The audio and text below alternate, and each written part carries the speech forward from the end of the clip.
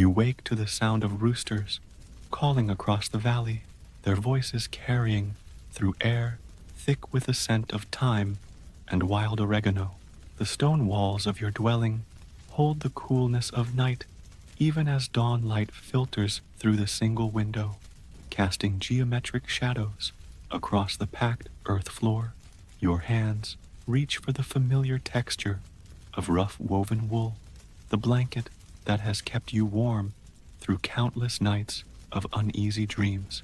This is how you begin each day, not with certainty, but with the quiet ritual of listening for the wind's direction, for it may carry messages from Zeus, listening for the way birds move through the sky, for Artemis speaks through their flight patterns, listening for sounds that don't belong, for you have learned that in this world where gods walk among mortals, nothing is ever quite as simple as it appears. Your feet touch the cool floor, and you feel the familiar ache in your joints, a reminder that you are made of flesh and bone, not divine ichor. The pitcher beside your bed holds water drawn yesterday from the sacred spring, and as you pour it into the basin, you murmur the first prayer of the day, not a grand supplication, but a whisper of gratitude to Hestia, goddess of the hearth, for allowing you to see another sunrise. The water is cold against your skin, shocking you into full wakefulness. You have learned to cherish these moments of simple sensation, the temperature of water, the roughness of linen against your palms, the way morning light reveals dust motes dancing in the air like tiny spirits. These are the textures of mortality, the proof that you exist in this fragile space between the earth and the heights of Olympus. Outside your window, you can see the olive grove where your grandfather planted trees with his weathered hands, trees that now bear fruit for your table. Their silver green leaves catch the early light, whispering secrets you will never understand. The gods speak in languages older than words, and you have spent your lifetime learning to read the subtle signs they leave in the natural world. You dress slowly, savoring the ritual of covering your vulnerable flesh. Each fold of fabric is a small protection against the unpredictable attention of divine eyes. You have heard the stories, mortals transformed for the smallest infractions, for beauty that caught the wrong gaze, for words spoken in thoughtless moments of pride. Your clothing is humble by design, meant to keep you invisible, unremarkable, safely beneath notice. The fire in your hearth has burned low during the night, reduced to glowing embers that pulse like a slow heartbeat. You kneel before it, adding small pieces of kindling with the reverence of someone who understands that fire is both gift and responsibility. Each flame carries the memory of Prometheus's sacrifice, the titan who stole fire from the gods so that mortals might cook their food and warm their homes through the dark hours. As the flames grow stronger, you prepare the first offering of the day, a small piece of bread, a few drops of olive oil, a pinch of salt from the distant sea. These gifts disappear into the fire with a soft hiss, carrying your prayers upward in thin ribbons of smoke. You ask for nothing grand, only for the strength to navigate another day without drawing unwanted attention from powers beyond your understanding. The air fills with the scent of burning offerings, mixing with the earthier smells of your simple home, dried herbs hanging from the rafters, clay jars holding grain and oil, the faint mustiness of wool stored for winter. These are the fragrances of human persistence, of the small victories that mortals claim against an indifferent universe. You step outside into the growing light, and the world spreads before you like a scroll written in a language you are still learning to read. The mountains in the distance hold snow even in summer, their peaks touching the realm where gods make their homes. The valley below your home is checkered with fields and vineyards, the patient work of human hands coaxing sustenance from earth that could just as easily refuse to yield. This is where you wake, day after day, not in certainty, but in the quiet hope that today you will walk carefully enough, speak softly enough, offer enough small prayers to remain safely suspended in the delicate space between divine notice and divine neglect. In the leather pouch that hangs from your belt, you carry the weight of inherited wisdom, your grandmother's amulet, worn smooth by generations of nervous fingers, rests against a small piece of iron blessed by the village priest.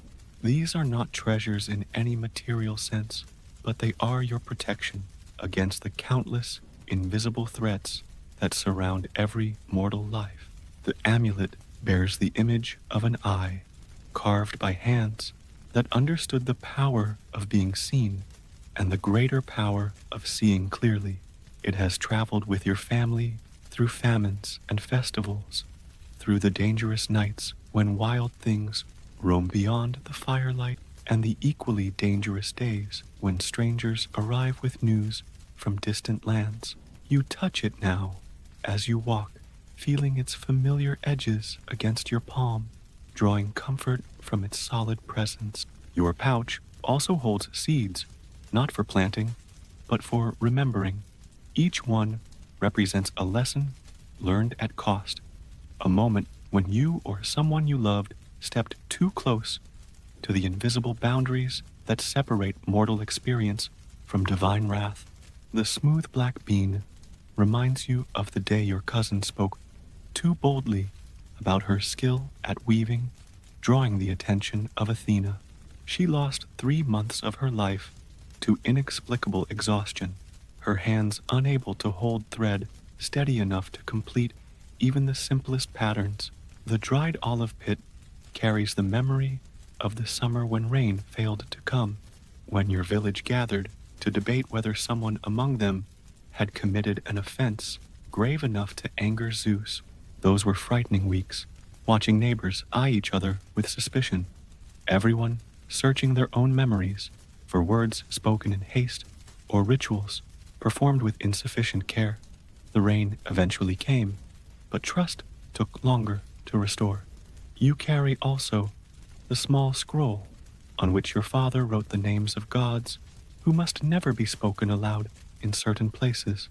Hera's name is forbidden in the marriage chamber for fear that jealousy might follow. Ares cannot be invoked near the olive groves, lest he bring the spirit of conflict to places meant for peace.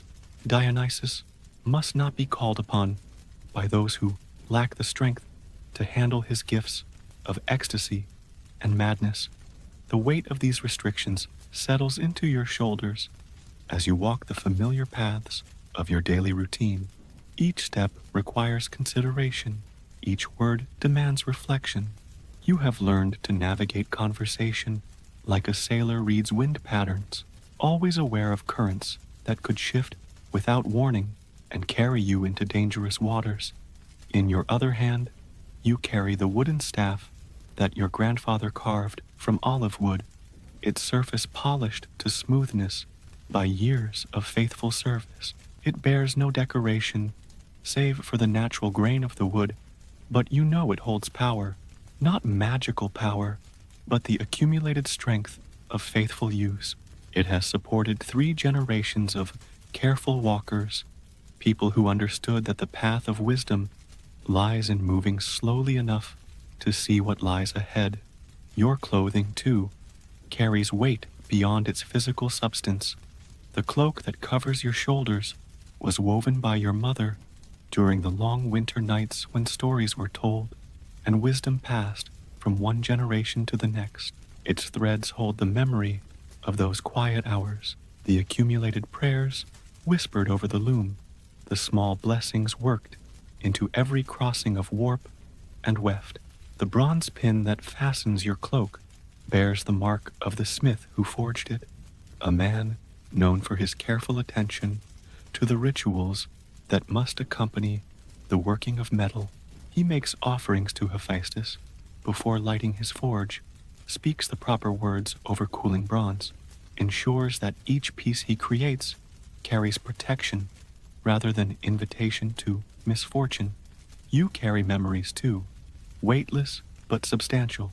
The image of your sister dancing at the harvest festival, her movements careful to honor Demeter, without displaying the kind of grace that might catch divine attention.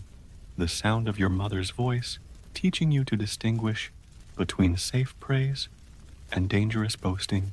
The feeling of your father's hand on your shoulder as he showed you how to read the signs that speak of approaching storms, both meteorological and metaphysical.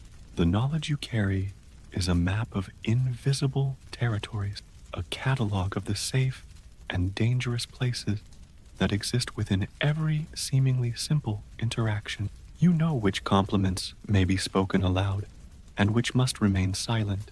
You understand the difference between confidence and hubris, between gratitude and presumption. You have learned to recognize the subtle signs that indicate when divine attention has been drawn to your small corner of the world. This is what you carry as you move through your days, not the burden of fear, but the careful weight of awareness. Each item in your pouch, each memory in your mind, each caution in your heart serves the same purpose, to help you walk safely through a world where the most dangerous thing a mortal can do is forget, even for a moment, that they are only mortal. The art of listening begins before dawn, in the moments when the world hangs suspended between night's secrets and day's revelations. You have learned to wake with your ears already attuned to the subtle symphony that plays continuously around mortal life, the language of wind through leaves, the distant call of night birds returning to their roosts, the almost imperceptible shift in air pressure that speaks of weather moving across the mountains. Your grandmother taught you this listening, her fingers tracing patterns in the air as she explained how sound carries meaning beyond words. The way a rooster crows 3 times instead of 4, the direction from which wolves howl in the distant hills, the quality of silence that falls when something divine passes through the mortal world, leaving only the faintest disturbance in its wake. You sit now on the threshold of your home, your body positioned so that you can feel vibrations through the stone beneath you. This is how you learn to read the earth's messages, through the soles of your feet, through the palms of your hands, pressed against sun-warmed rock. The earth speaks of many things: the approach of travelers still hours away, the movement of underground streams, the restless stirring of forces that sleep beneath the surface of ordinary days. The olive trees in your grove whisper constantly, their silver leaves creating a sound like distant rainfall even on the clearest days. You have spent years learning to distinguish between their normal conversations and the urgent rustling that indicates a god's presence. When Athena walks among the trees, the leaves turn their silver sides upward, catching light in patterns that spell out messages for those who know how to read them. Birds carry news from the divine realm with greater reliability than any human messenger. You watch the flight patterns of hawks, noting when they circle left instead of right, when they call while diving instead of while soaring. Ravens speak most directly, their harsh voices cutting through the morning air with pronouncements that demand interpretation. A raven calling from the east brings news of beginnings, from the west of endings that must be accepted with grace. The water in your well speaks with different voices depending on the season and the phase of the moon. In spring, it bubbles with the optimism of snowmelt rushing down from sacred peaks. In summer, it whispers of the deep patience required to endure heat and scarcity. Autumn water carries warnings of approaching difficulties, while winter water speaks of the profound rest that allows life to gather strength for renewal. You have learned to listen to the voices of domestic animals as well, for they stand at the boundary between wild nature and human civilization. Your goats bleat with different tones when they sense divine presence versus earthly danger. The village dogs howl in specific patterns when they detect the approach of supernatural visitors. Even the mice in your walls scurry with rhythms that change depending on whether the day ahead will bring blessing or trial. Human voices, too, carry more than their apparent meaning. You listen for the subtle changes in tone that indicate when someone speaks from direct experience versus repeated gossip. You note the way voices tighten when speakers approach subjects that make the gods uncomfortable. You pay attention to the words that people avoid, the names they will not speak, the stories they begin but do not finish. The marketplace provides a symphony of information for those who know how to interpret its complex layers. The sound of coins changing hands carries different messages depending on their origin and the manner of their exchange. Merchants' voices reveal whether their goods were obtained through honest trade or questionable means. The laughter of children playing in the dust speaks of their family's spiritual health, while the silence of children warns of households where divine displeasure has settled like fog. Wind brings messages from distant places, carrying scents and sounds that speak of events beyond the horizon.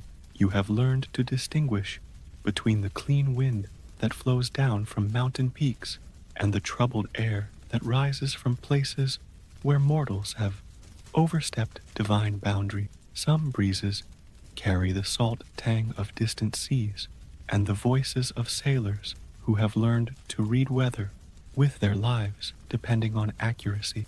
Others bring the dust of far-off roads and the whispered news of cities where gods walk openly among humans. Even silence has its own vocabulary. The sudden quiet that falls when all birds stop singing simultaneously. The breathless hush that settles over a crowd when sacred names are spoken without proper preparation. The profound stillness that indicates divine presence so powerful that even the wind holds its breath in respect. You listen also to the voice within your own chest, the rhythm of breath and heartbeat that connects you to the universal patterns governing all mortal existence. Your pulse quickens when divine attention turns your way, slows when you successfully navigate a dangerous spiritual intersection. Your breathing deepens when you align yourself properly with the cosmic currents, becomes shallow when you drift toward actions that court divine displeasure.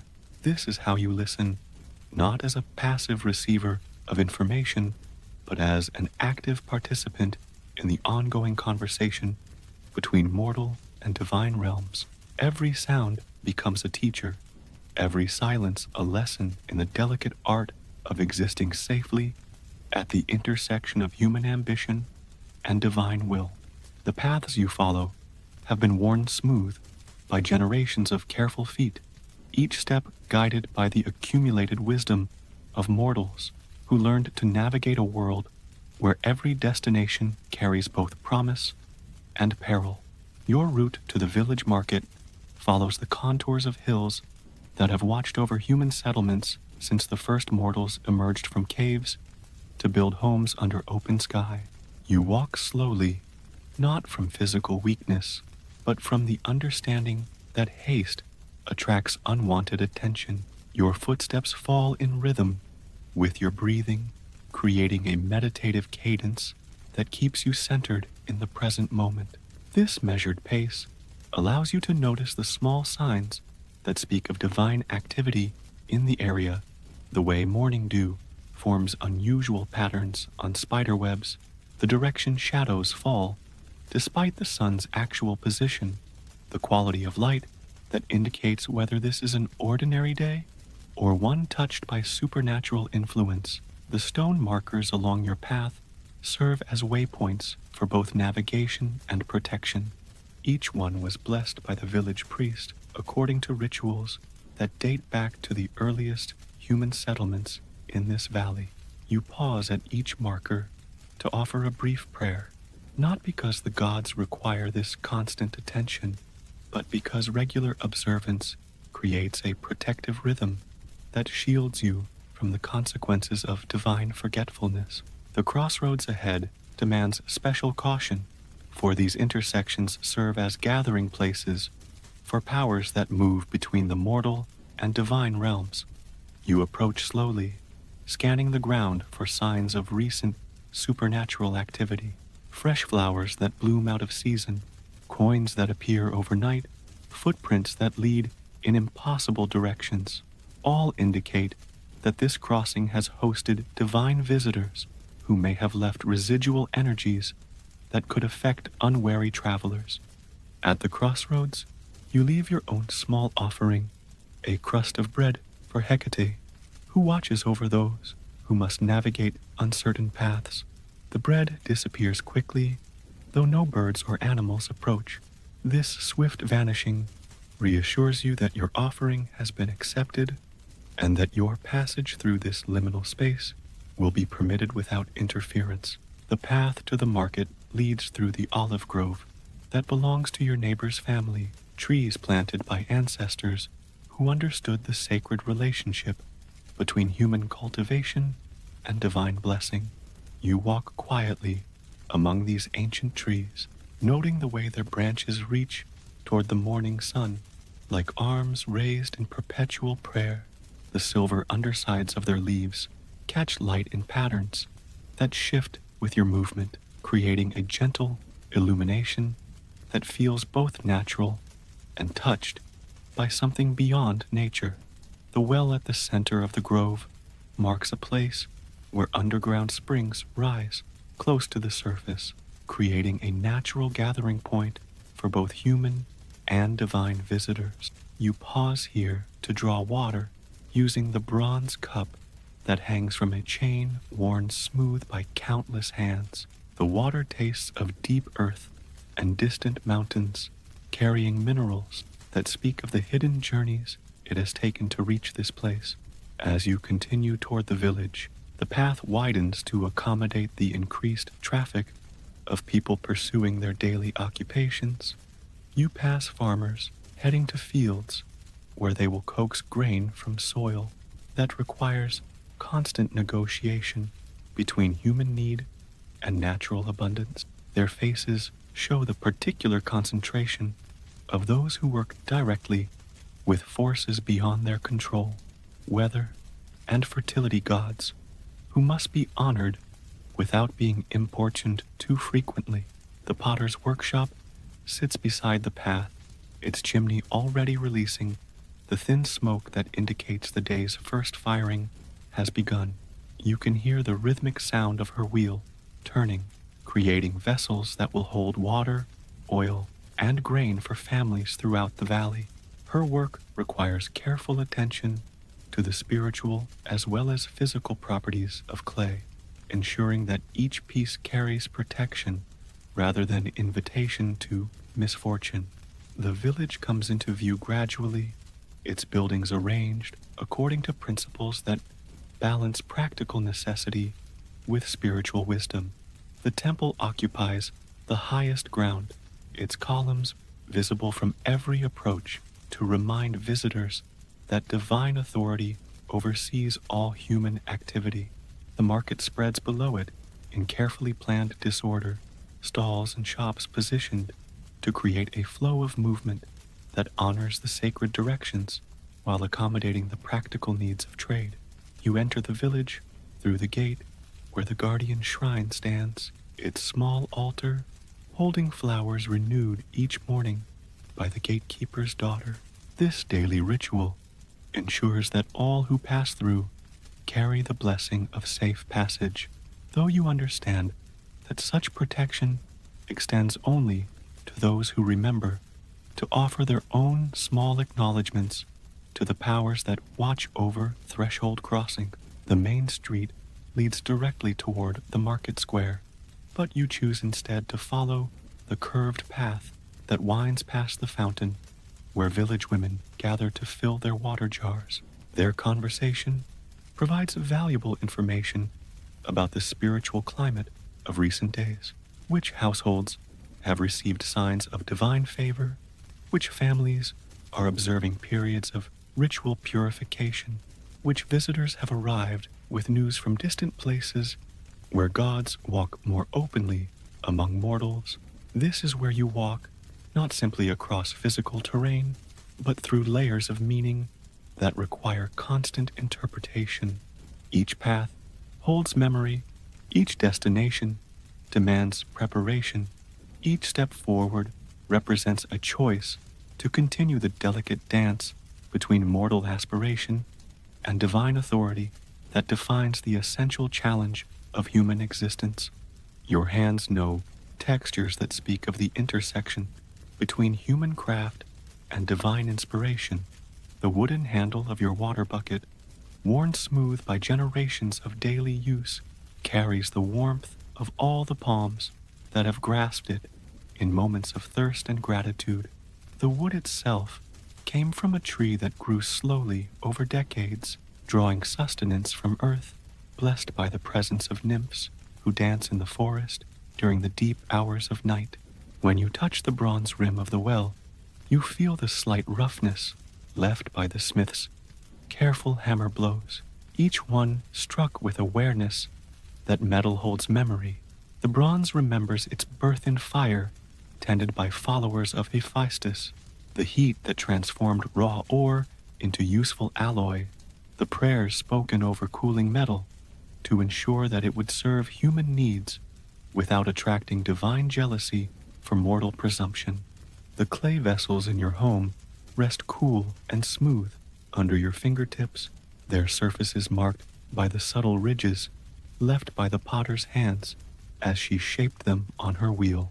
Each bowl and jar carries the memory of its creation, the patient attention required to center clay and guide it into forms that will hold without breaking, store without spoiling, pour without wasting the precious substances they contain. Your clothing holds the texture of sheep's wool, carded by careful hands, spun by women who sang softly while working to ensure that their threads would hold both strength and protection. The fabric remembers the rhythm of the loom, the crossing patterns that create not just physical durability, but spiritual security for those who wear garments made with proper attention to both craft and prayer. The leather of your sandals grows softer with each day's walking, molding itself to the particular shape of your feet while maintaining the protection you need for traveling over rough stone and thorny ground.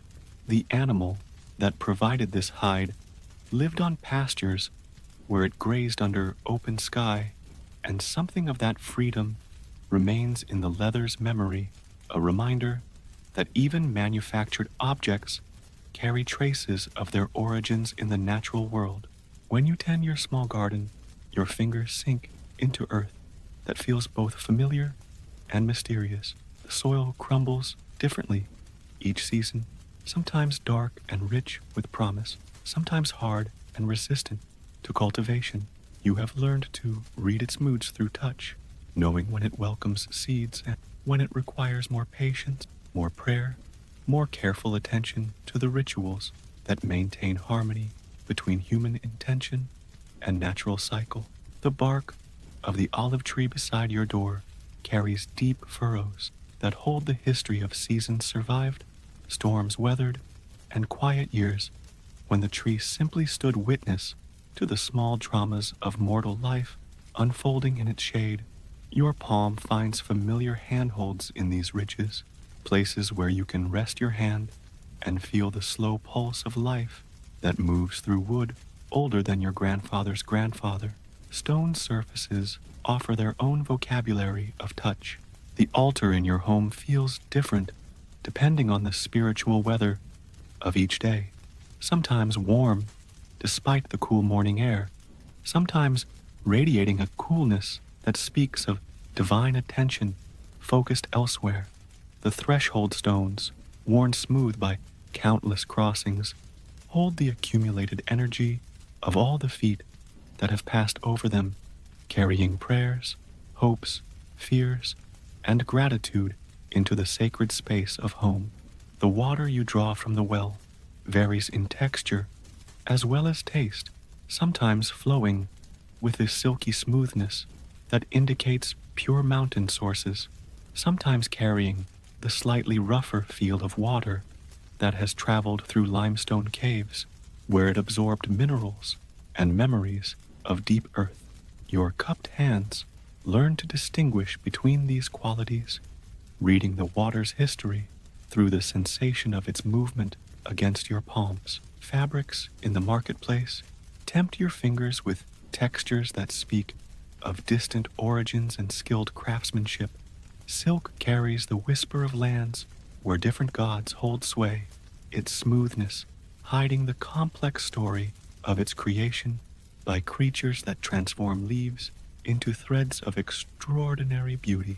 Linen speaks of flax fields, tended by farmers who know the particular prayers required to ensure strong fibers, while wool bears the memory of mountain pastures where sheep grow thick coats under the protection of pastoral deities. The coins that change hands in market transactions feel different depending on their origin and the circumstances of their previous exchanges. Silver pieces blessed by temple priests carry a subtle warmth even on cold mornings, while coins obtained through questionable means seem to radiate a coolness that warns against accepting them without careful consideration of their history. Even the air itself offers texture to sensitive fingers, the slight stickiness that indicates approaching rain, the dryness that speaks of winds carrying dust from distant places, the almost tangible thickness that settles over areas where divine presence has recently passed. You learn to read these atmospheric textures as easily as you interpret the feel of fabric or stone. Your hands become instruments of navigation through a world where physical sensation carries spiritual significance.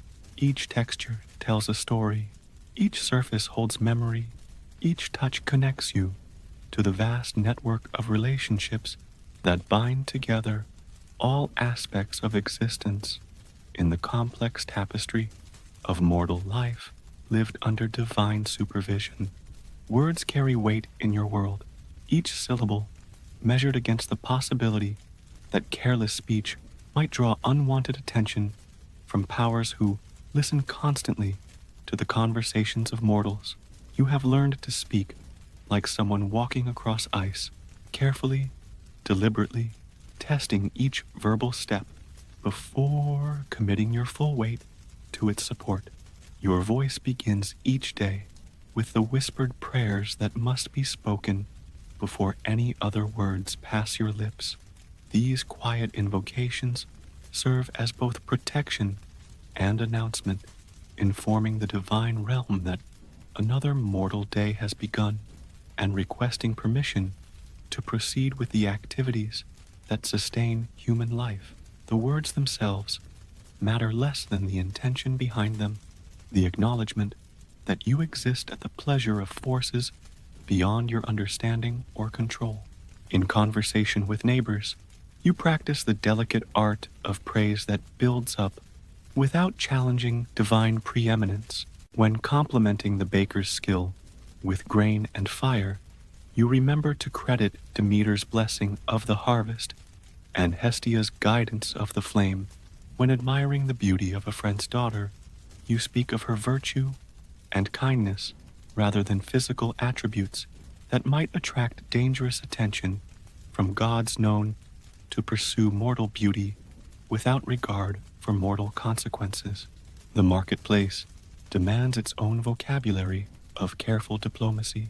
Merchants learn to describe their wares with enthusiasm that stops short of boasting, understanding that claims of excellence invite comparison with divine standards that no mortal craft can meet.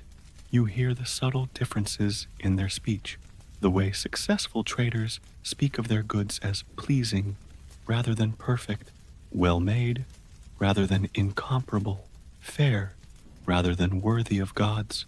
Names require special caution in your speech. Certain divine appellations must never be spoken aloud in particular contexts, while others demand specific ritual preparations before they can safely pass human lips. You carry in your memory a complex catalog of linguistic taboos, which names may be whispered at dawn, but not at dusk, which epithets require offerings before pronunciation, which divine titles invite immediate response from their owners. When speaking of the future, you wrap all predictions in conditional language that acknowledges the ultimate sovereignty of fate. Instead of declaring what will happen, you speak of what may occur if the gods are willing, or should divine providence permit. This verbal caution reflects not uncertainty, but wisdom, the understanding that mortals who speak too confidently about future events risk the accusation of attempting to usurp divine prerogatives. Your tone modulates automatically, depending on your audience and subject matter. Sacred topics demand voices lowered in respect, while discussions of daily, practical matters may proceed in normal conversational volume. When speaking of divine actions or decisions, you adopt the formal cadences that indicate proper reverence, avoiding the casual tones that might suggest familiarity with powers that remain forever beyond mortal comprehension. Silence, too, forms part of your vocabulary. You know when to stop speaking, when continued words would violate the subtle boundaries that separate appropriate discourse from dangerous presumption. These pauses carry their own meaning, communicating respect for mysteries that mortal language cannot adequately address, acknowledgement of limitations that define the boundaries of human understanding. The rhythm of your speech reflects the deeper rhythms that govern mortal existence. You speak slowly enough to consider the implications of each word, quickly enough to avoid the appearance of reluctance that might be interpreted as disrespect. Your sentences flow with the measured pace of someone who understands that communication serves purposes beyond the mere exchange of information. Regional dialects carry their own spiritual significance, connecting speakers to the particular gods and local traditions that shape life in specific places. When traveling, you adjust your speech patterns to honor the divine authorities recognized in each area, understanding that language itself serves as a form of geographical worship, acknowledging the sacred relationships that bind communities to their protective deities. Metaphors and comparison require careful selection to avoid inadvertent blasphemy. You describe human beauty in terms of flowers and precious stones rather than divine radiance. Speak of human skill in terms of patient craft rather than inspired genius. Praise human wisdom as learned rather than innate. These linguistic choices reflect the constant awareness that mortals who claim attributes belonging properly to gods invite correction that may be swift and severe. Stories passed from one speaker to another accumulate layers of ritual protection through repetitive formulas that shield both teller and listener from the dangers inherent in recounting divine actions. You preface such narratives with acknowledgments of their sacred content, conclude them with expressions of appropriate awe, and pepper them throughout with reminders that mortal understanding of divine motivations remains necessarily limited. This is how you speak, not simply to convey information, but to navigate the complex spiritual territory that every conversation represents. Your words become offerings, your tone a form of prayer, your silence a recognition of the vast mysteries that surround every moment of mortal existence in a world where gods listen constantly to the speech of those they have created and may yet choose to transform. Some memory flows through your mind like water through underground channels, carrying images and sensations from depths you cannot fully fathom. Your earliest recollections Swim in the warm honey light of summer afternoons when your grandmother's voice guided you through the essential lessons of mortal survival. Her words return to you now with the clarity of recent speech. Though seasons have passed since Earth received her tired bones, she taught you to remember the signs that speak of divine presence in ordinary moments, the way shadows fall when gods walk invisible among mortals, the quality of silence that settles over places where immortals have recently passed, the subtle changes in the behavior of domestic animals when they sense supernatural visitors approaching human settlement. These memories form a protective catalog, helping you recognize situations that require extra caution or special reverence. You remember the taste of the first bread you helped bake, your small hands guided by your mother's patient fingers as you learned to shape dough that would nourish your family through winter months. The grain had been blessed in the temple, the water drawn from a sacred spring, the salt obtained through trade with coastal people who honor Poseidon with elaborate rituals. That bread carried the flavor of all these blessings, teaching your tongue to recognize food prepared with proper attention to spiritual as well as nutritional requirement. The festival of Demeter fills your memory with colors and sounds that still warm your heart. When winter winds howl around your dwelling, you recall the careful preparations that preceded the celebration, the ritual purification of every household vessel, the gathering of the season's finest fruits and grains, the rehearsal of hymns whose words had been passed down through generations of faithful celebrants. The goddess accepted your village's offerings that year, blessing the following harvest with abundance that sustained your community through a harsh winter. Terror has left its own memories, etched with the sharp clarity that accompanies encounters with forces beyond human control. You remember the morning when divine anger passed through your valley like wildfire, leaving withered crops and diseased livestock in its wake.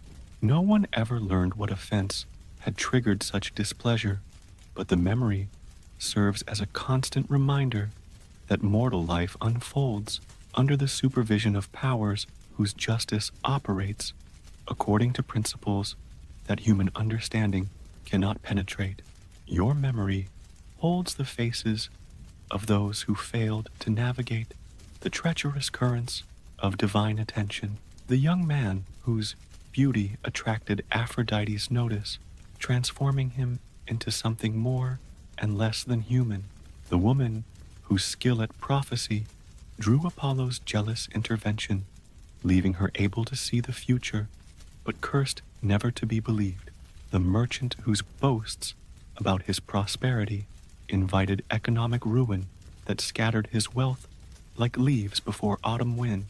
But you remember also the quiet triumphs of those who learned to live gracefully within the constraints imposed by divine oversight. The priest whose humble service earned him protection during plagues years. The farmer whose careful attention to ritual observance resulted in decades of reliable harvests. The midwife whose prayers over laboring women brought divine assistance to difficult births, saving mothers and children who might otherwise have been lost. The texture of seasonal changes remains vivid in your memory, each transition marked by shifts in both weather and spiritual atmosphere. Spring arrives not just with warming temperatures and budding trees, but with the restless energy of God's awakening from winter's dormancy. Summer brings intense divine attention to human activities, requiring extra vigilance in all aspects of daily life. Autumn carries the melancholy of gods preparing for a seasonal withdrawal, while winter offers the relative safety of reduced supernatural supervision. You remember the stories told during long winter evenings when families gathered around fires to share the wisdom accumulated through generations of careful observation. These narratives served as more than entertainment, embedding crucial information about divine behavior patterns. safe responses to supernatural encounters, and the subtle signs that indicate when human actions have attracted unwanted attention from immortal observers. The marketplace provides a catalog of memories that teach ongoing lessons about the complex relationships between divine will and human commerce. You recall transactions blessed by obvious divine favor, goods that sold immediately at fair prices, business partnerships that prospered through unexpected opportunities, traders whose honest dealings earned protection during dangerous journeys. You remember also the swift corrections applied to those who violated the spiritual principles governing ethical commerce. Physical pain has created its own memory palace, each injury teaching lessons about mortal vulnerability and the importance of accepting divine will without complaint. The broken bone that healed stronger after proper prayers were offered, the fever that broke when your family made appropriate sacrifices to Apollo, the infected wound that responded to treatment only after you acknowledged your role in creating the conditions that led to injury. Moments of transcendent beauty shine in your memory like stars against night sky. The morning when divine light transformed ordinary dewdrops into jewels. The evening when celestial music seemed to emanate from wind moving through olive branches. The night when you felt certain that your prayers had been heard and accepted by powers who usually remain silent in response to mortal supplication. This is what you remember, not just events and experiences, but the deeper patterns they reveal about the nature of existence in a world where divine and mortal realms intersect continuously.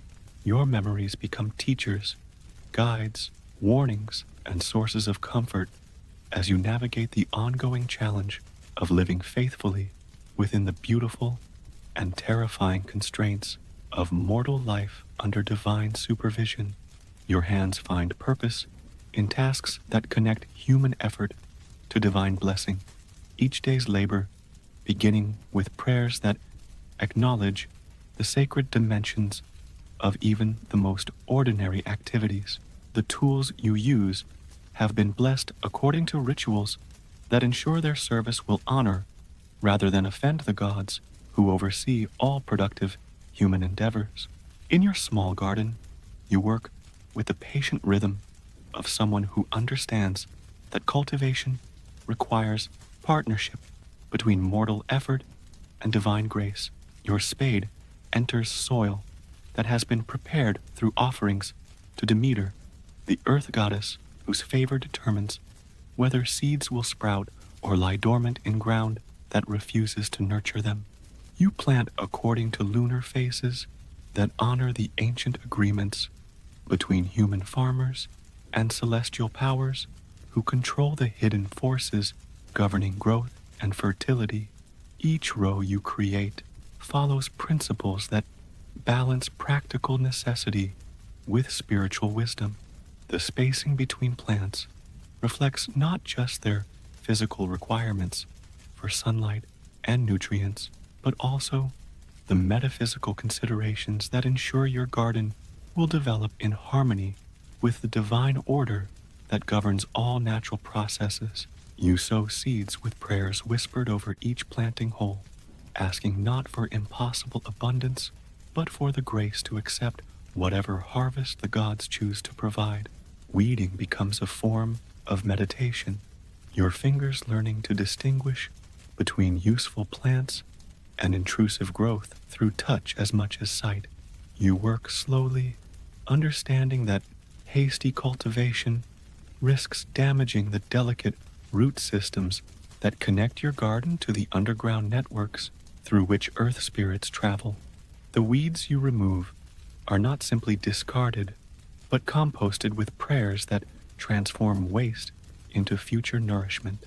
When harvest time arrives, you approach your crops with the reverence due to gifts that represent divine cooperation with human need. The first fruits must be offered to the gods before any enter your own storehouse, a practice that acknowledges the true source of agricultural abundance. You harvest in the early morning hours when dew still clings to leaves, believing that produce, gathered in the presence of dawn's blessing, carries enhanced nutritional and spiritual value. Water for your garden comes from the well that your grandfather dug according to instructions received in dreams sent by underground deities. The bucket you use was blessed by the village priest before its first use, and you renew its consecration monthly with offerings of flowers and honey. Drawing water becomes an opportunity for prayer, each pull of the rope accompanied by gratitude for the hidden springs that provide this essential gift to mortal cultivation. Your work with domestic animals requires understanding of their role as intermediaries between human and divine realms. The goats you tend carry messages to pastoral gods through their behavior patterns, their contentment or distress serving as indicators of your family's spiritual health. You speak to them during daily care routines, not from sentiment, but from recognition that they possess sensitivity to supernatural influences that human senses cannot detect. Spinning and weaving occupy winter hours when outdoor work becomes impossible, your hands creating textiles that will clothe your family through another cycle of seasons. The wool you work with carries memory of the mountain pasture where sheep grazed under protection of pastoral deities, and you honor this heritage through prayers spoken while your fingers guide fibers into useful threads. Each piece you complete bears invisible patterns of protection woven into its structure through ritual attention to sacred geometry. Food preparation transforms raw ingredients into sustenance through processes that require both practical skill and spiritual awareness. The bread you bake must rise according to natural timing that cannot be hurried without violating the divine principles governing fermentation. The oil you press from olives follows techniques that honor Athena's gift of the olive tree to human civilization. Every meal preparation begins with acknowledgement of the gods whose blessings make nourishment possible. Maintaining your dwelling involves ongoing negotiation between human comfort and divine authority. Repairs must be undertaken on days deemed appropriate by astronomical observations using materials that have been properly blessed and techniques that avoid inadvertent offense to household spirits. You clean with attention to both physical and spiritual purification, understanding that a home's atmosphere reflects the spiritual condition of its inhabitants. The tools of your various trades require care that extends beyond mere maintenance to ritual appreciation of their service. Your hoe, your spindle, your cooking vessels, your sewing implements all receive periodic blessing and gratitude that acknowledges their role in sustaining human life. You oil wooden handles not just to prevent cracking, but as an offering to the tree spirits whose sacrifice made these tools possible. Market work brings you into contact with the complex spiritual ecosystem of commerce, where honest dealing must be balanced against the practical need to earn livelihood for your family. You price your goods with attention to fairness that will attract divine blessing rather than divine correction, understanding that excessive profit invites economic retribution, while inadequate pricing suggests insufficient appreciation for divine gifts. This is how you work, not simply to produce material results, but to participate in the ongoing collaboration between mortal effort and divine grace that sustains all life. Your labor becomes prayer, your skill an offering, your dedication a form of worship that honors the sacred relationships binding together all aspects of existence in the intricate web of dependence that defines mortal life in a world governed by immortal powers. The fears that inhabit your daily thoughts move like shadows at the edges of consciousness, never quite absent, but carefully managed through rituals that maintain the protective boundaries between awareness and paralysis. Your deepest terror is not death itself, which comes to all mortals according to divine timing, but the possibility of dying without having understood what offense brought divine displeasure to your final moments. You fear the sudden silences that fall over familiar places when unseen powers pass through, creating vacuums of sound that seem to drain meaning from ordinary activities. These moments of absolute quiet carry implications you cannot fully understand, suggesting that forces beyond human comprehension have taken notice of your small corner of existence. The fear lies not in the presence itself, but in your inability to determine whether such attention represents blessing or judgment. The thought of speaking incorrectly in sacred contexts creates anxiety that follows you through every public gathering where ritual words must be pronounced with precision. You have witnessed the consequences of mispronounced prayers, gestures performed in wrong sequence, offerings made with insufficient reverence. The gods do not forgive ignorance as readily as they excuse intentional rebellion, for carelessness suggests disrespect more offensive than deliberate defiance.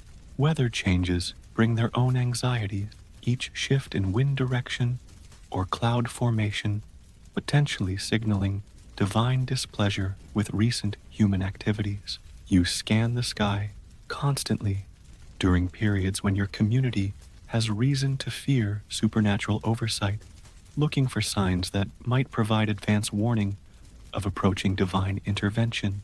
The fear centers not on physical discomfort from storms, but on the spiritual implications of meteorological anger. Dreams trouble your sleep with images that blur the boundary between divine communication and mortal imagination. You wake from visions that might represent prophetic warnings or mere products of an overactive mind stressed by constant vigilance. The inability to distinguish between meaningful dreams and meaningless ones creates ongoing anxiety about missed messages that might have provided crucial guidance for navigating spiritual dangers. You fear most the gradual erosion of protective rituals that safeguard your family's relationship with divine powers. Each generation loses some knowledge, misremembers some crucial detail, allows some essential practice to fade into neglect.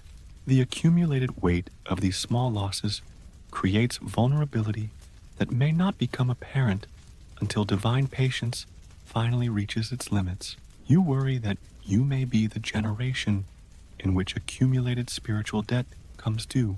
The marketplace generates particular anxieties about inadvertent participation in transactions that carry hidden spiritual corruption.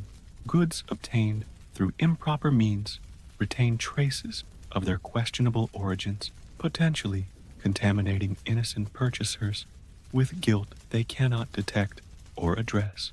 You scrutinize merchants' faces for signs of deception, test the spiritual atmosphere around their stalls, pray for guidance in distinguishing between honest and dishonest wares. Social relationships create complex webs of spiritual liability, as the actions of associates can attract divine attention to entire communities.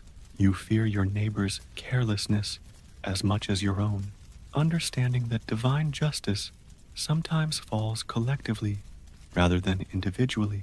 The knowledge that others' mistakes might bring consequences you cannot escape creates ongoing tension in relationships that would otherwise provide comfort and support.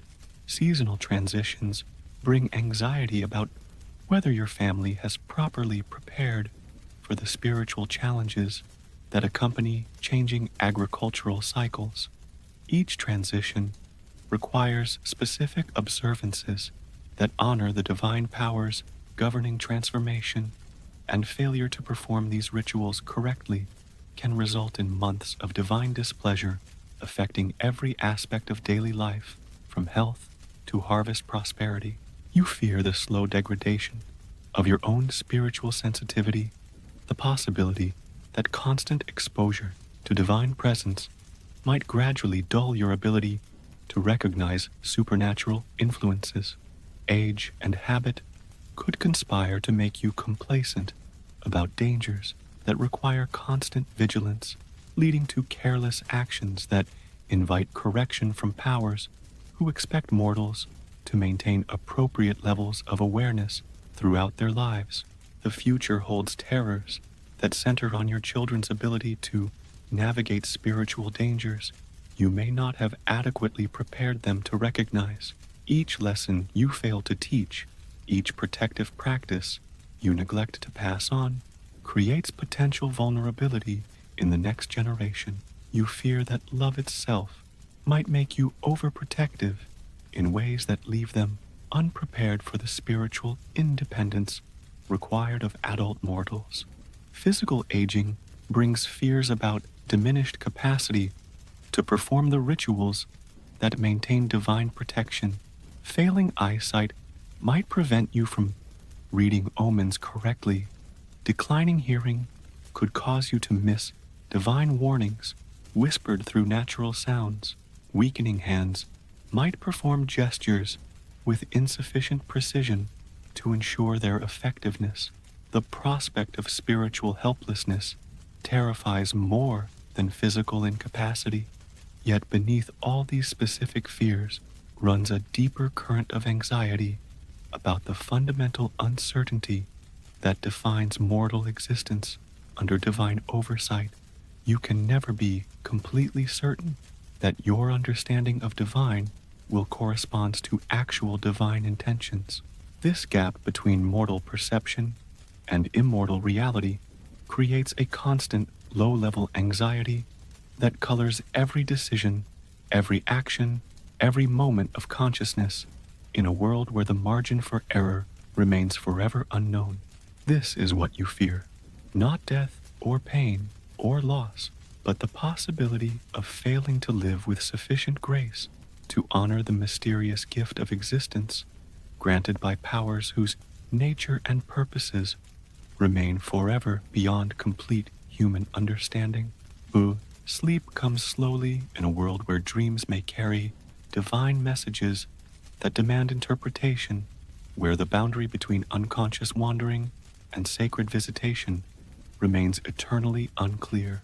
You prepare for rest with rituals that protect both body and spirit during the vulnerable hours when mortal consciousness releases its careful grip on waking vigilance.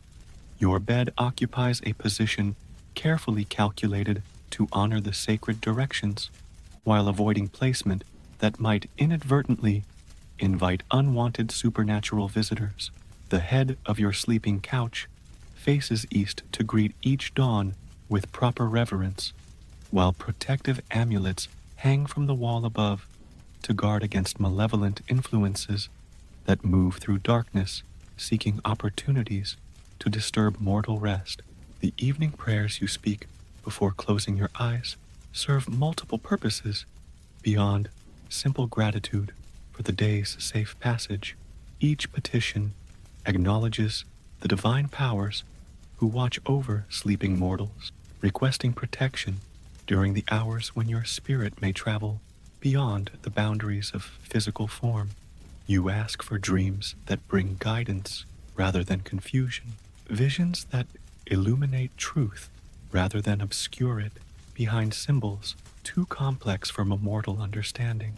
The oil lamp beside your bed burns through the night with a flame blessed according to ancient customs that ensure its light will repel spiritual dangers while attracting beneficial presences. The olive oil feeding this flame was pressed from fruit grown in groves sacred to Athena, providing illumination that carries the goddess's protection into the darkness where other eyes keep watch over the activities of mortals who think themselves unobserved. Your bedding consists of textiles woven with prayers for peaceful rest and protection from nocturnal terrors. The wool blankets carry the memory of mountain pastures where sheep grazed under starlight, their fleece absorbing night blessings that now provide warmth and spiritual security to those who wrap themselves in carefully prepared coverings. The linen sheets whisper with the voices of women who sang while spinning threads that would comfort the sleep of faithful families. Dreams arrive like visitors from distant countries, bringing news of places your waking mind could never visit, but which may hold crucial information about divine intentions affecting your earthly existence.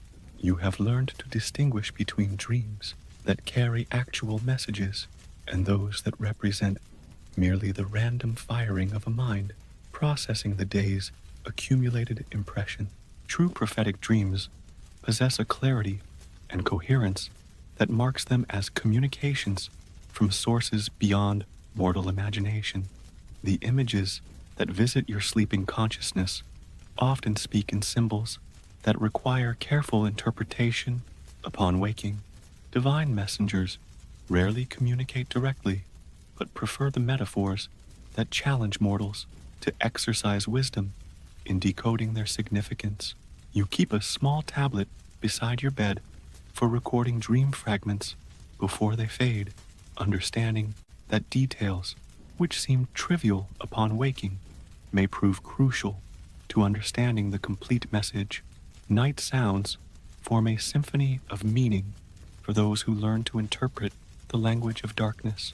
The calls of nocturnal birds, the rustling of leaves, moved by wind that carries no earthly scent, the distant sounds of celebration or mourning from communities invisible to daylight vision, all provide information about supernatural activities that affect the spiritual atmosphere of your region. You sleep lightly enough to register these sounds while maintaining the rest necessary for daily functioning. The temperature of your room fluctuates according to influences that extend beyond seasonal weather patterns. Some nights bring warmth that speaks of divine approval, a comfortable atmosphere that allows deep, restorative sleep. Other nights carry coldness that penetrates even heavy blankets, warning of spiritual dangers that require extra vigilance even during hours normally devoted to rest. Your position during sleep reflects awareness that even unconscious posture carries significance. In a world where divine observers note every aspect of mortal behavior, you sleep on your side rather than your back to avoid the presumption of lying in state like a corpse awaiting divine judgment. Your hands rest in positions that echo prayer gestures, maintaining spiritual connection even when conscious will cannot direct such observances. Morning brings the delicate task of emerging from sleep without losing touch with any important information received during nocturnal hours. You rise slowly, allowing dream memories to settle into patterns that reveal their significance. The transition from sleep to waking requires careful attention to ensure that divine communications are not lost in the rush to resume daily activities. Some mornings, you wake with knowledge you did not possess the night before, understanding of problems that seemed unsolvable, awareness of dangers that require immediate attention, or simply a sense of direction for the day ahead that emerges from sources beyond conscious reasoning. These gifts of nocturnal wisdom remind you that rest serves purposes beyond physical restoration, providing opportunities for communion with divine sources of guidance normally inaccessible to waking consciousness. The quality of your rest reflects the spiritual condition of your household and your personal relationship with the divine powers who oversee mortal welfare. Peaceful sleep indicates divine approval of recent actions and decisions. Disturbed rest suggests the need for examination of conscience, additional offerings, or modifications to behavior that may have attracted unwanted attention from immortal supervisors. This is how you rest, not simply allowing your body to recover from physical exertion, but creating opportunities for your spirit to receive the guidance and protection that sustain mortal life in a world where divine oversight extends into every moment of existence, sleeping and waking alike. Your dreams unfold like sacred scrolls written in languages that existed before words, carrying messages from realms where immortal consciousness intersects with mortal sleep. The visions that visit your resting mind arrive wrapped in symbols that shift and change even as you observe them, requiring interpretation skills passed down through generations of dreamers who learned to navigate the complex geography of divine communication. In the most vivid dreams, you find yourself walking through landscapes that blend familiar elements with impossible architectures that speak of places where natural law bends to accommodate divine will. The olive grove behind your home extends beyond its actual boundaries, stretching toward horizons that shimmer with light reflected from sources invisible to waking vision. These dream territories feel more real than ordinary consciousness, suggesting that sleep may actually transport your spirit to locations that exist beyond the limitations of physical geography. Divine figures appear in your dreams, wearing forms that change according to the nature of their message and your capacity for receiving divine revelation. Athena manifests as both the wise woman who teaches through patient instruction and the terrible goddess whose anger transforms landscape with a glance. Apollo arrives as golden light that speaks without words, communicating through harmonies that your dream mind understands perfectly but cannot translate into waking language. The animals in your dreams possess intelligence and purpose that mark them as messengers rather than mere dream fauna. Owls speak prophecies in voices that echo from hollow trees older than human memory. Serpents carry warnings about hidden dangers that threaten your family's spiritual security. Dolphins sing songs that reveal the hidden connections linking all forms of life in the vast network of divine creation. Sometimes you dream of flying, not through physical levitation, but through a form of spiritual transportation that carries your consciousness across distances impossible to traverse in waking life.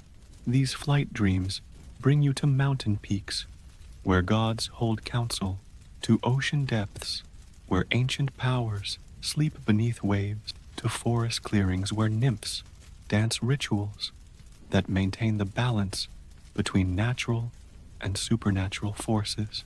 Water appears frequently in your dream visions, taking forms that speak of purification, transformation, and the flowing connections between mortal and divine realms. You dream of fountains that speak prophecies, rivers that carry souls between worlds, and rain that falls upward toward skies painted with colors that have no names in waking language.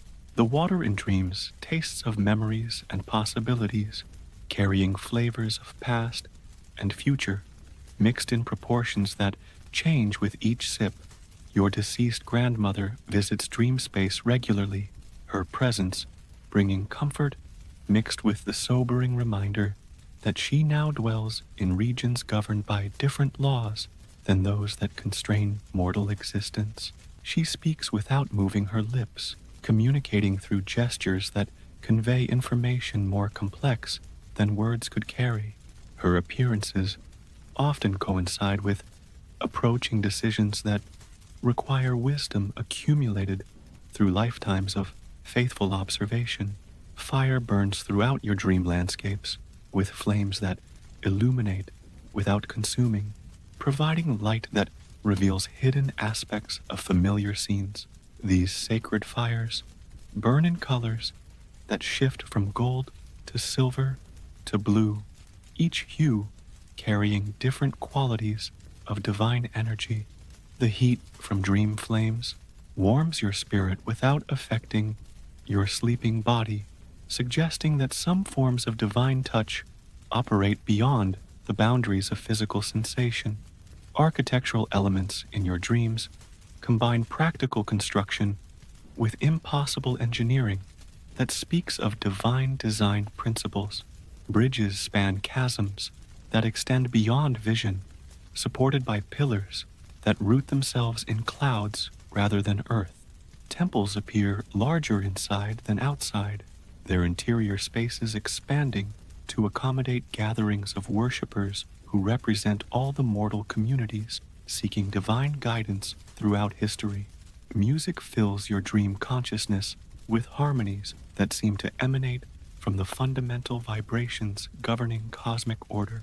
These melodies carry information about the proper relationships between different aspects of creation, teaching through sound patterns that bypass rational thought to communicate directly with intuitive understanding.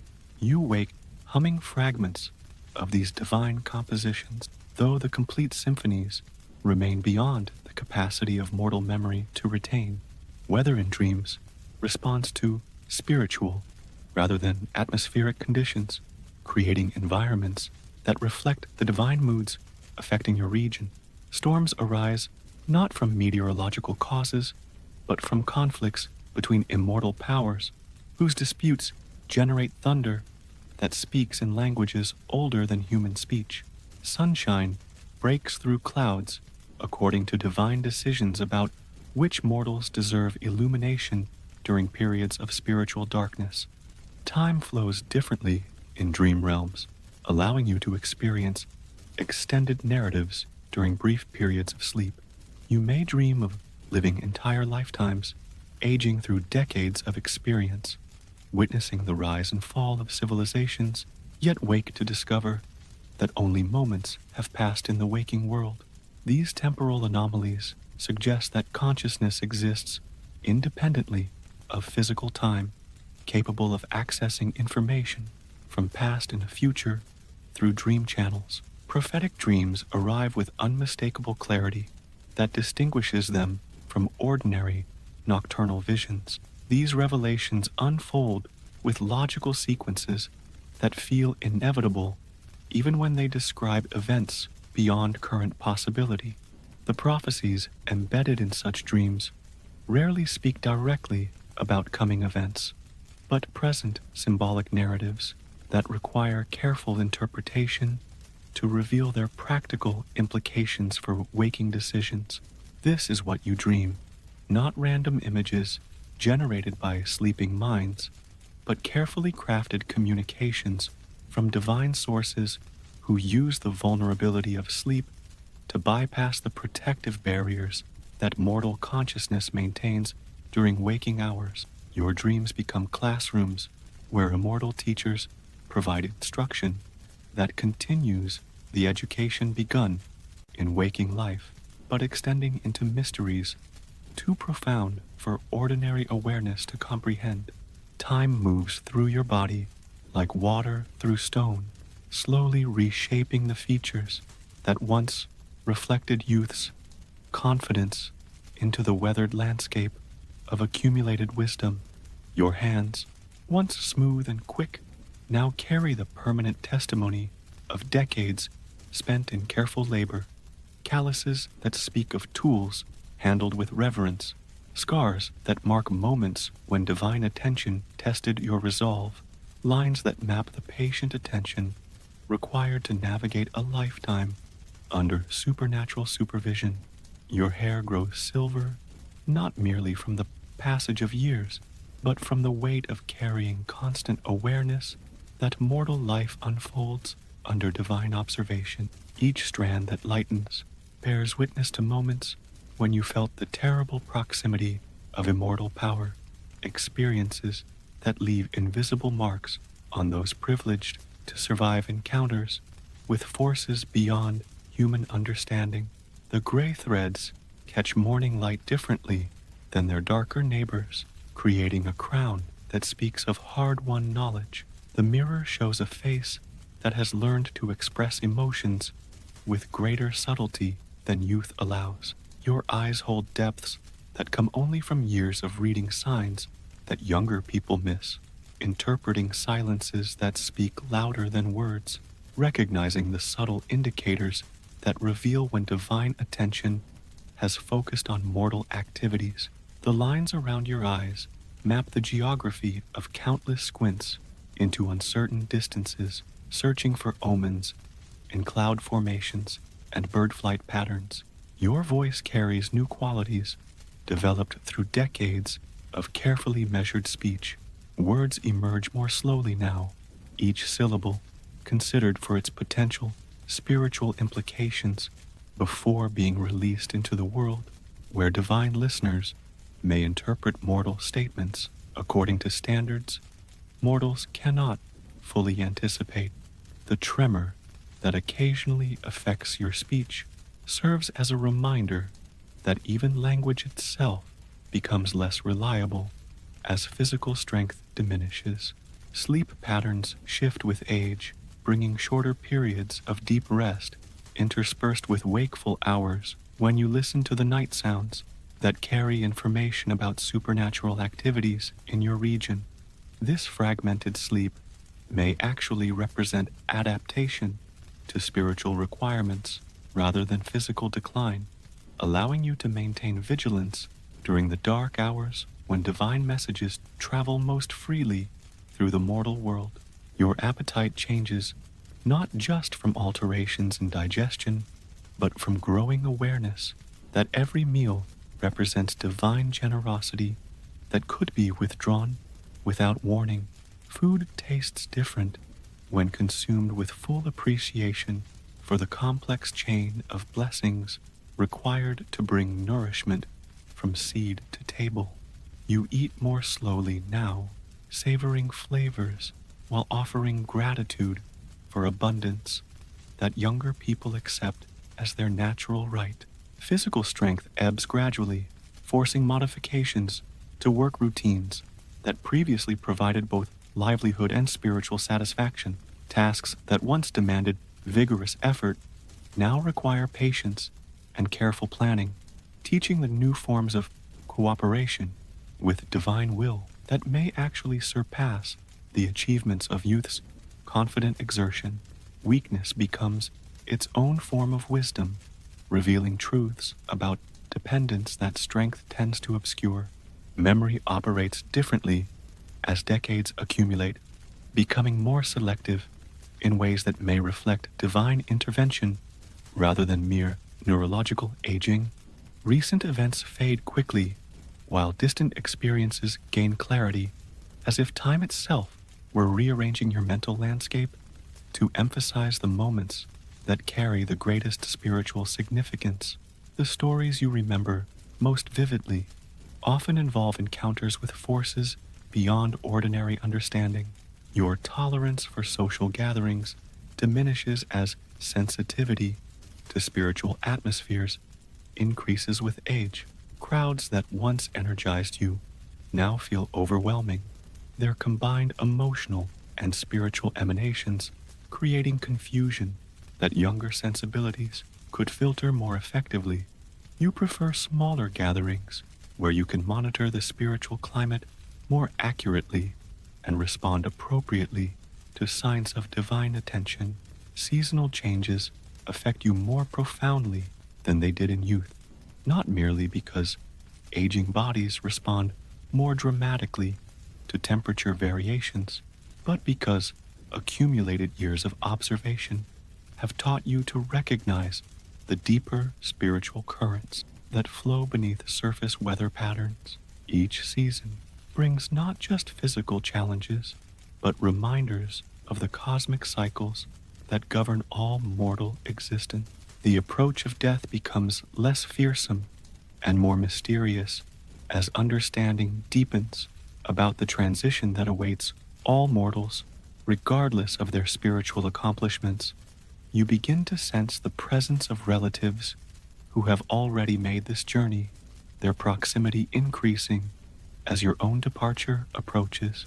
This growing awareness of the nearby spirit world brings comfort mixed with anticipation of revelations currently beyond mortal comprehension. Young people seek your advice not just for practical knowledge, but for the spiritual insights that can only be gained through decades of careful observation of divine behavior patterns. Your counsel carries weight because it emerges from experience with both divine mercy and divine justice, understanding earned through surviving the consequences of mistakes that taught essential lessons about proper relationships with immortal powers. Dreams become more vivid and more clearly prophetic as age advances, suggesting that proximity to death may enhance rather than diminish spiritual sensitivity. The boundary between sleeping and waking consciousness grows thinner, allowing easier passage for divine communications that require the receptivity that comes with acknowledging mortal limitation. This is how you age, not simply accumulating years, but distilling wisdom from the accumulated experience of living faithfully under divine supervision. Each physical limitation becomes an opportunity for deeper spiritual understanding.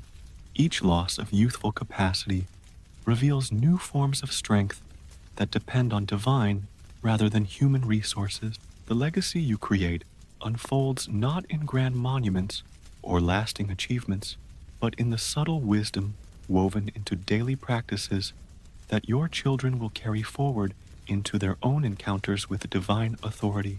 Your true inheritance consists of the protective knowledge accumulated through a lifetime of careful observation, the spiritual skills that enable mortals to navigate safely through the treacherous currents of divine attention and divine neglect.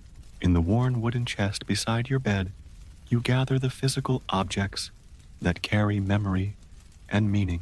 The amulet, worn smooth by your grandmother's fingers, the bronze pin blessed by a priest known for his careful attention to ritual precision, the small scroll recording the names that must not be spoken in certain contexts. These items hold power not through magical properties, but through their connection to generations of faithful practice. Your children watch your movements with attention that goes beyond affection to encompass the urgent need for practical spiritual education. They observe how you test the quality of morning light before beginning daily tasks, how you listen to bird songs for information about the day's spiritual weather, how you adjust your speech patterns when discussing topics that might attract unwanted divine attention. This transmitted knowledge forms their protection against dangers they cannot yet fully comprehend. The recipes you teach carry instructions that extend beyond mere cooking to encompass the spiritual dimensions of food preparation. Your daughter learns not just how to mix bread dough, but why certain prayers must accompany the kneading, which offerings ensure divine blessing on the grain, how to recognize flour that has been contaminated by spiritual impurities that could affect the health of those who consume it. Your garden bears the invisible marks of decisions made according to principles that honor both practical necessity and divine authority. The spacing between rows reflects not just optimal growing conditions, but also geometric patterns that attract beneficial spiritual influences while discouraging harmful presences. Future gardeners who understand these hidden arrangements will benefit from protections built into the very layout of cultivated land.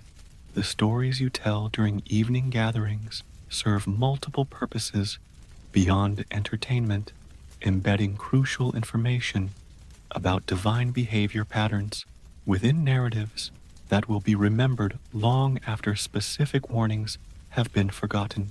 Each tale carries lessons about the consequences of various forms of mortal behavior, the signs that indicate divine displeasure, the responses that have proven effective in repairing damaged relationships with immortal powers. Tools and household implements throughout your dwelling carry the accumulated blessing of faithful use, their spiritual value increasing through decades of service performed with proper attention to ritual requirement. The wooden spoon, blessed before its first use in food preparation, the clay vessels sanctified according to ancient customs, the bronze knife, ceremonially purified after each use, all retain protective energies that will benefit future users who maintain appropriate reverence. Your children's names were chosen with careful attention to their spiritual implications, each syllable selected to provide protection while avoiding the presumption that might attract dangerous divine attention. The pronunciation patterns you teach them, the contexts in which their names may safely be spoken, the divine appellations they must never claim as their own. This knowledge forms part of their most essential inheritance. The network of relationships you have cultivated with neighbors and merchants includes spiritual dimensions that your heirs must understand to benefit from accumulated community protection. Certain families carry divine favor that extends to their associates, while others attract scrutiny that could prove dangerous to those who maintain close connections with them. Learning to read these invisible alliances requires skills that develop only through patient observation. Marriage arrangements for your children demand consideration of spiritual compatibility alongside practical concerns, ensuring that unions will strengthen rather than compromise the divine protections that shield your family line. Bloodlines carry inherited spiritual debts and blessings that affect descendants for generations, making careful selection of marriage partners a decision with implications extending far beyond immediate emotional satisfaction.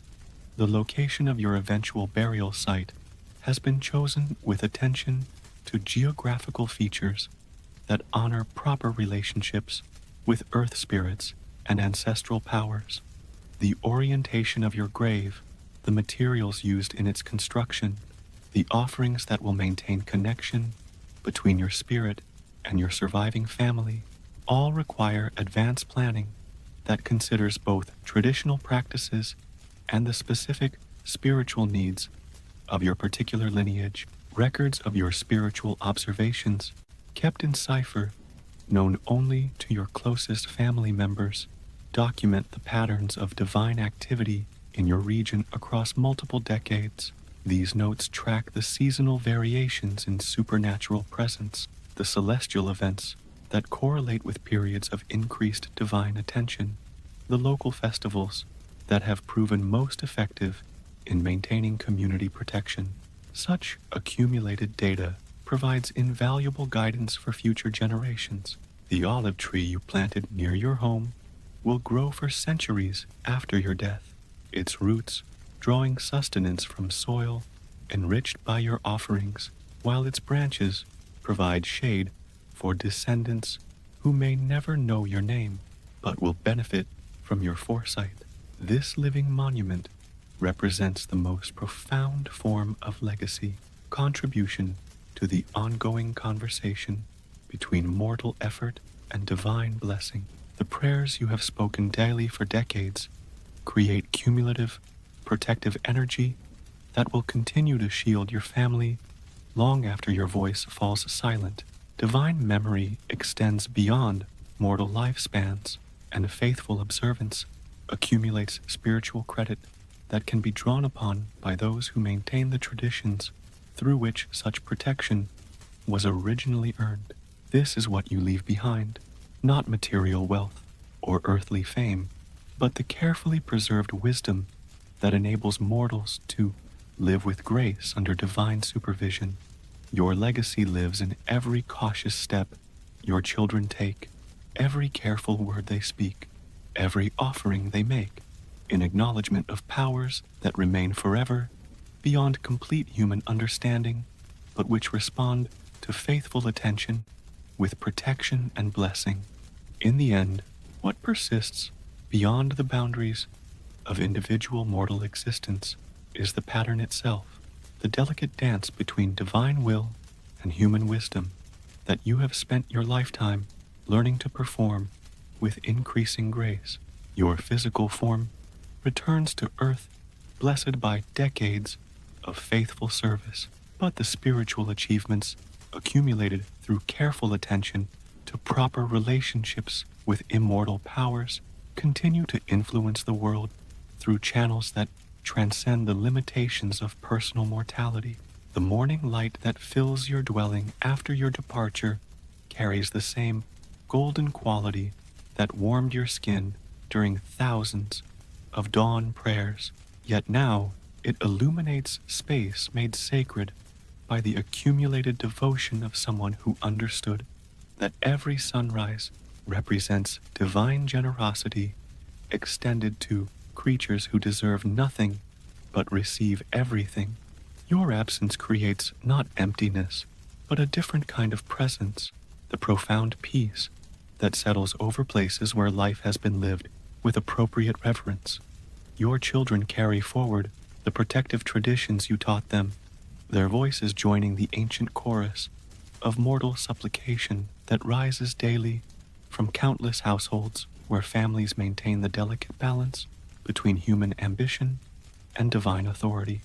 In their careful speech, their measured gestures, their attention to signs and omens, your wisdom finds new expression, adapted to challenges you could not have anticipated, but for which your teaching has prepared them. The tools you used throughout your lifetime continue their service in hands made, skillful, through instruction that encompassed both practical technique and spiritual awareness. Your hoe turns soil enriched by years of proper offerings. Your loom produces textiles woven with prayers that provide protection as well as warmth. Your cooking vessels transform raw ingredients into nourishment that sustains both body and spirit. These implements carry memory of faithful use that enhances their effectiveness in accomplishing the sacred task of sustaining mortal life. Neighbors speak your name with the particular fondness reserved for those who lived without causing spiritual disturbance to their community, whose presence added to, rather than detracted from, the collective protection that shields faithful populations from divine displeasure. Stories of your wisdom spread through informal networks that preserve and transmit practical knowledge about safe navigation of the complex territory where mortal and divine realms intersect. The olive tree beside your former home grows stronger each year, its roots drawing nourishment from earth blessed by your offerings, while its branches extend protective shade over ground made sacred by decades of careful cultivation. Passers-by who rest in its shadow receive benefits they cannot comprehend. Divine favor accumulated through your faithful service and made available to future generations through the generosity of powers that honor mortal dedication with immortal blessing. Seasonal festivals continue to mark the sacred calendar with observances that include prayers for your spirit's peaceful journey through whatever realms await those who complete their earthly service with grace. Your name joins the litany of ancestors whose faithful example provides guidance for descendants facing the eternal challenge of living virtuously under divine supervision. The collective memory of your community grows richer through the addition of your carefully lived example. Dreams carry your presence to family members who need guidance in navigating spiritual challenges that require wisdom beyond their current understanding. These nocturnal visitations provide not supernatural intervention, but the natural continuation of teaching that began during your lifetime and extends beyond death through channels that connect all who share common spiritual heritage. Your voice speaks through their intuition when difficult decisions demand responses rooted in deep understanding of divine will. The patterns of bird flight over your former dwelling shift slightly, creating new geometries that incorporate the spiritual changes brought about by your transition from mortal to ancestral status. Attentive observers note these alterations in natural behavior reading them as confirmation that faithful lives create lasting modifications to the spiritual geography of places where such lives unfold. The very landscape bears witness to the reality of mortal achievement, measured in divine rather than human terms. Young people in your village grow up hearing stories that use your life as illustration of principles they must master to navigate their own spiritual journeys successfully.